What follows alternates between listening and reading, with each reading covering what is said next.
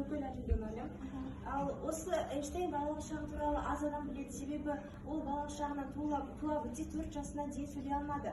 Ал 7 жасына дейін тіпті оқи алмады. Көптеген мұғалімдер оны мектепте қойып, тіпті оны даму жағына ауытқулар бар деп ойлады. Сондықтан оны анасы үйде тек қана өзі жалғыз өзі үйреткен болатын.